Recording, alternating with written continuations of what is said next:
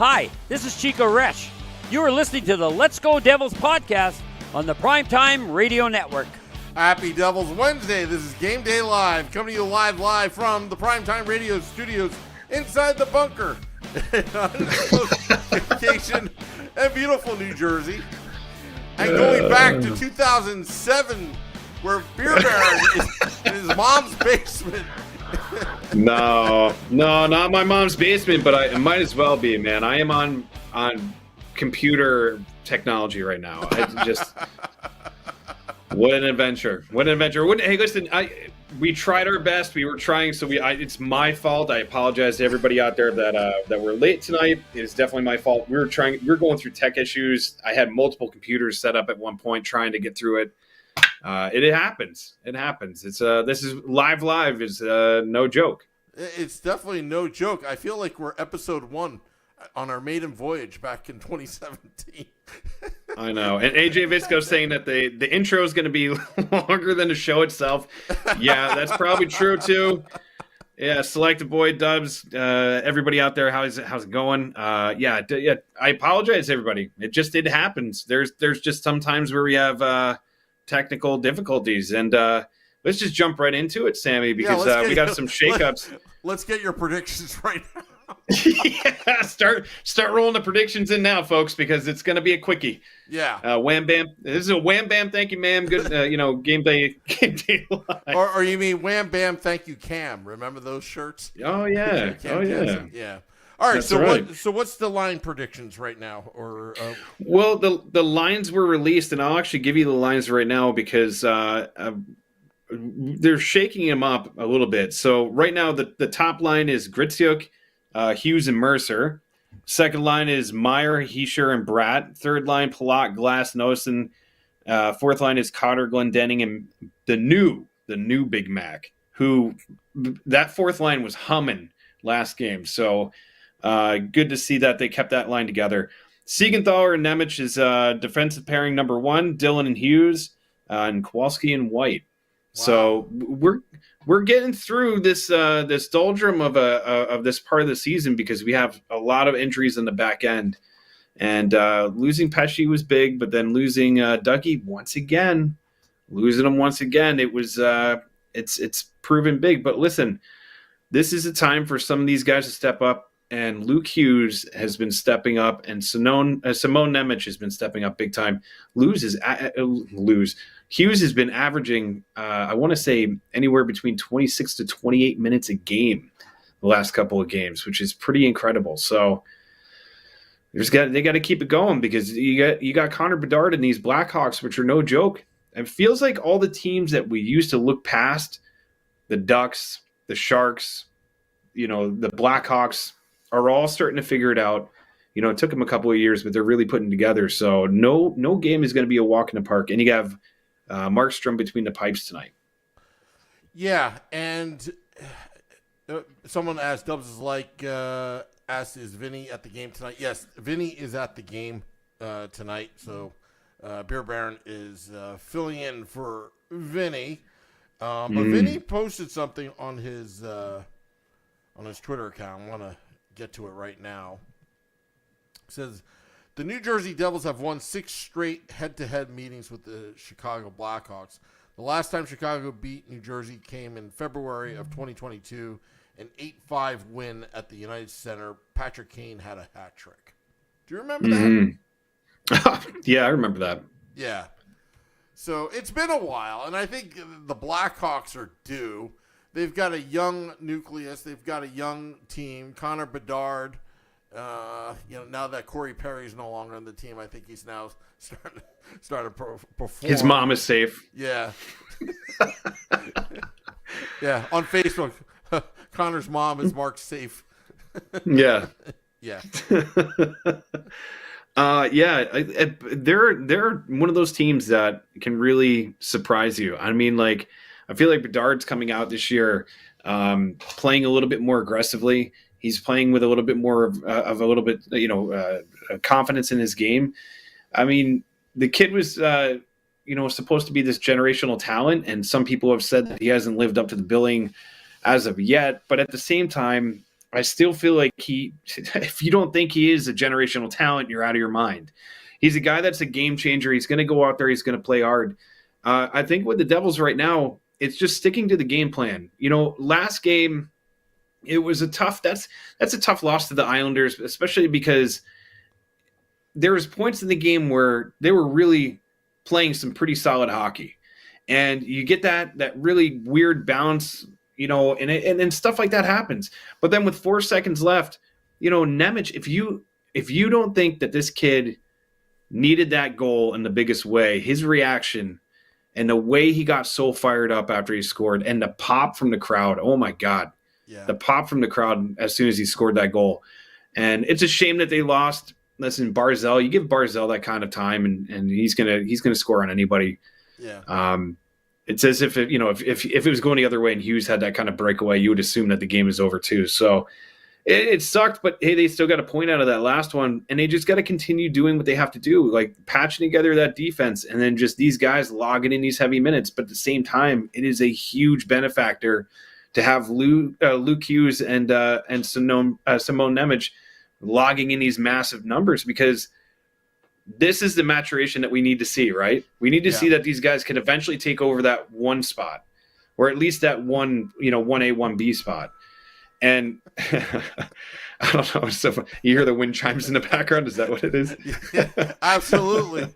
It feels like episode 1 of the Let's Go Devils podcast, where we couldn't even connect our mics together. I was feeling very reminiscent about the old days, and I was like, it's been quite some time. I didn't even have a beard back then.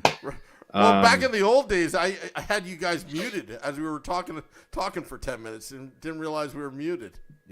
Oh yeah, working out the kinks. Can you hear me? Can you hear me? Oh, I got you now.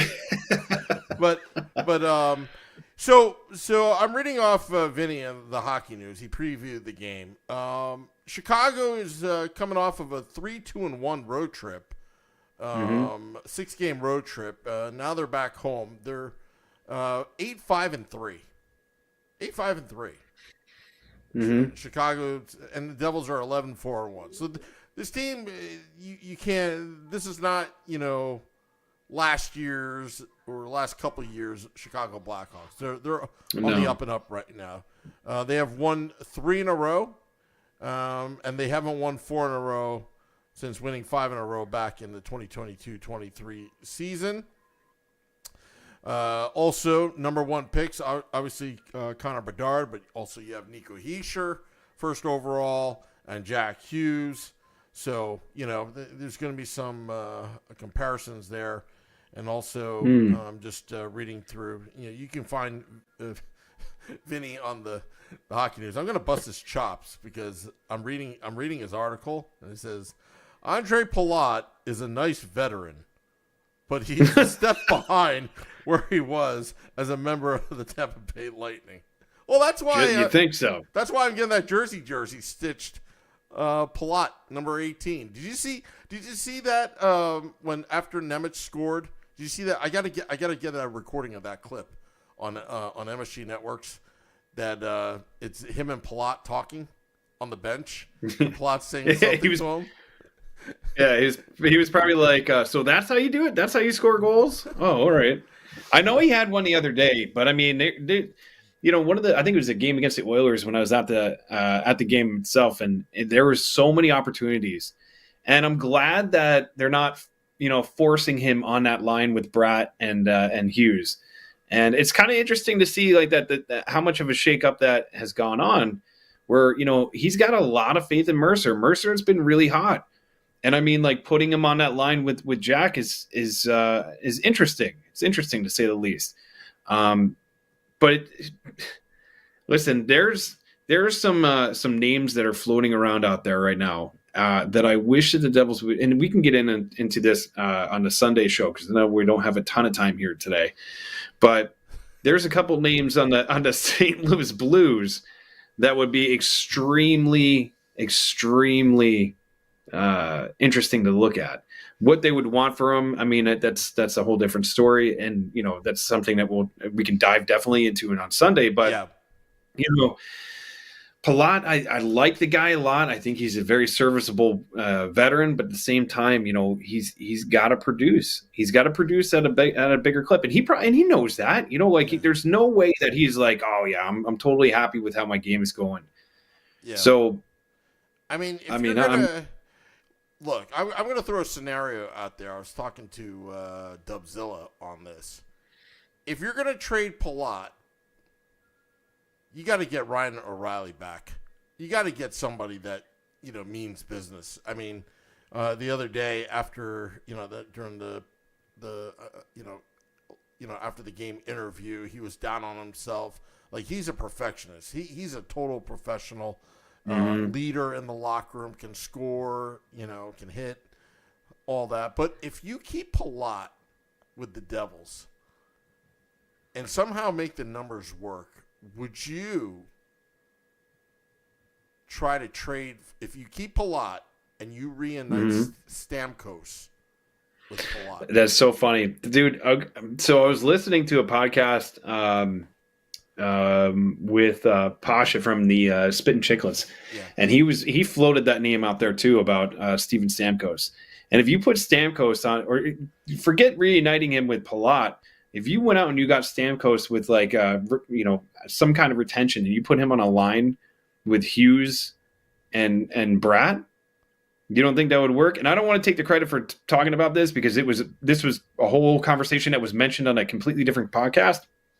And I heard that and I was like, dude, yeah, I would definitely go for that if it's at the right price, 100%. I think O'Reilly makes a lot of sense for this team. They need a third line center for sure. They need a third line center, and they need to get a top 6 scoring winger. And that stuff doesn't just grow on trees. You're not just going to get it kind of handed to you.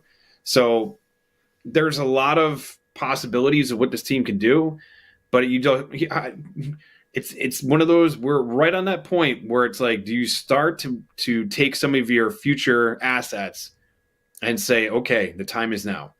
And I think that's the biggest question that Fitzgerald has, because if he's willing to do it, if he's willing to pull the trigger on a big trade and bring somebody in and mortgage a little bit of the future, because, Bratt and Hughes and Heischer and all these guys are not getting any younger. If he thinks that the window is open now and it's time to actually dive through it, maybe he does it. They're entering their prime right now, all of them, including Timo Meier. Yeah. So, if there's a time to go all in, it's now, especially with the cap going up. Ryan O'Reilly, Stamkos, those are kind of, the rumor of Pickles, Blake Coleman.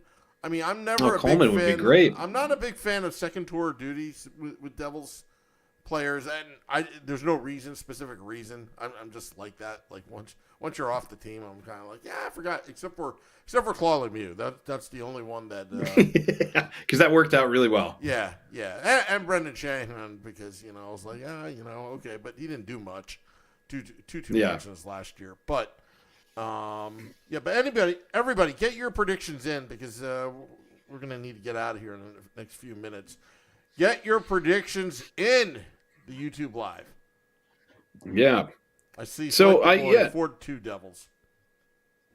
I think, and that's, like I said, I look forward to Sunday so we can get deeper into this and talk to the guys about it. But, there's the opportunities right now to really push this team forward.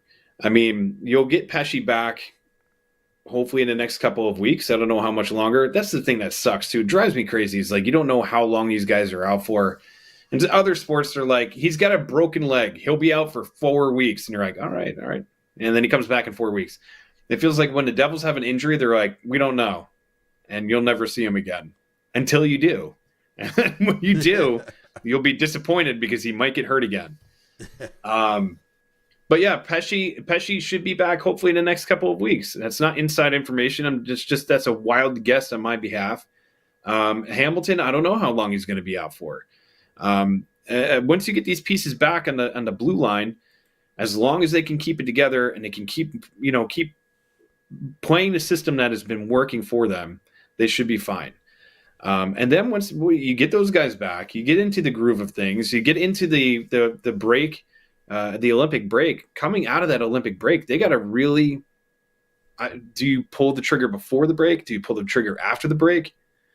So that's another big question too. Like, do they want to make this move sooner than later, or do they want to be like, okay, we'll stay what we have, we'll come to the trade deadline, and we'll pivot there. We'll make our adjustments there. I hear the hell's bells in the background. All right, so we got Matty Ice, says 6'3 Devils. I'll repeat it again. Select the boy, 4-2 Devils. AJ Visco, the law office is AJ Visco and Sons. 4-3 Devils in overtime. Steve Engel says, oh, please, no more OT. Evan I agree. Says 5-3 Devils. Steve Engel wants to win in regulation. All right, Beer Bear, what's your prediction for today? I'm going to say 4-2 Devils. They're going to, I think that it's going to be a nice, solid win. Ooh. Robert says 4-1 Blackhawks. Devils play sloppy on the road again and get picked off by another young and improving Western Conference opponent. All right. You're fair. That's fair to have that opinion. Yeah. Hey, back I'm not up. gonna... It's not like he just said 4-1 Blackhawks and has us hanging. He has his reasons. So, okay. No, that's. And you know what? Compared to what happened in San Jose and Anaheim, he might not be wrong. So hopefully you're wrong. But it's listen, Markstrom looks strong last game. I don't think it's going to be one of those clunkers. I don't think this team is gonna drop like that. I'm gonna call 7-2 Devils. I love it. Yeah, and then I'm gonna make some AI music for Devils After Dark. Instead of Stacy's mom, it's gonna be Connor's mom. There you go, Connor's mom with the wind chimes in the background. Michael Hayes says no more Hull Makita. Devils win 4-1. All right, well. This is the abbreviated version of Game Day Live. I want to thank Old you, school. Beer Baron. Yeah, thank you, Beer Baron, bringing us back in time how we used to do the podcast. Oh, yeah. Yeah. And we'll have Devils After Dark after the game. Scotty is Sirius XM. Liquid Metal and I will recap the game that was. It's going to be a late one, folks. And also, just a reminder, Morning Woo tomorrow. Same time as always. After I wake up, roll out of bed, and get behind the mic. Anyway, I'll see you later, everybody. Till next time, let's go Devils.